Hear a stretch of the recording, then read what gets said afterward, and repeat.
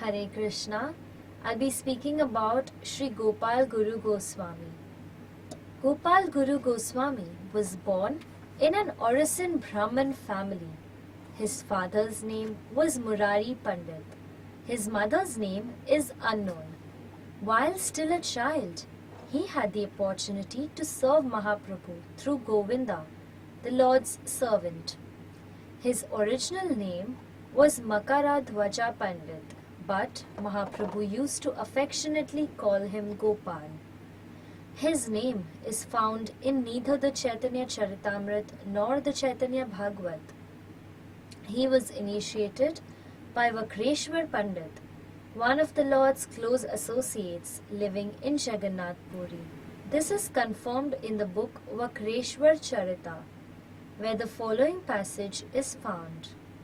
There are 5 branches in the lineage descending from Vakreshwar Pandit.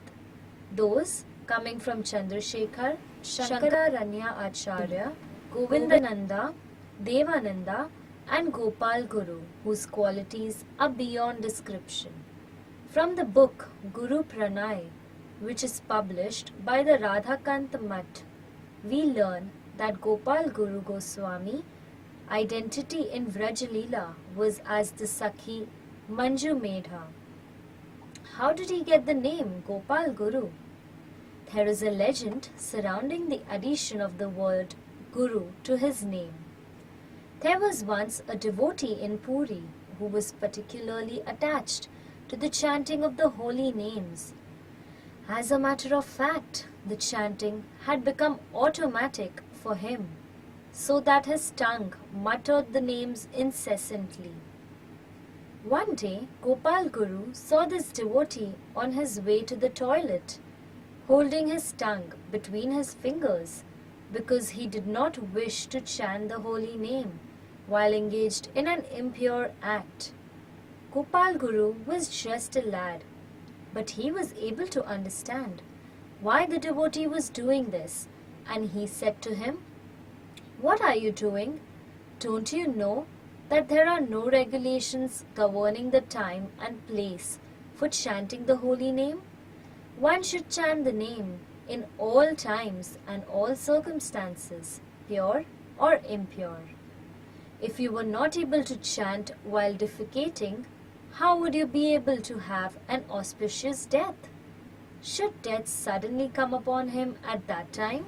Mahaprabhu overheard Gopal sharing this wisdom with the Vaishnav and was very impressed, and he announced to all his devotees that Gopal was doing the work of a guru.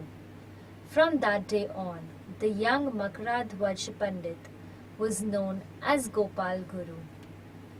Because he both preached and practiced, he was factually acting as an acharya or guru. It did not take long for his fame to spread through the Vaishnava world. Abhiram Thakur had the reputation of being able to verify whether a stone was a real Vishnu Shila or Shaligram Shila by paying his obeisances to it. If not real, it would crack or turn into dust. Only a pure Vaishnav would be able to tolerate his obeisances.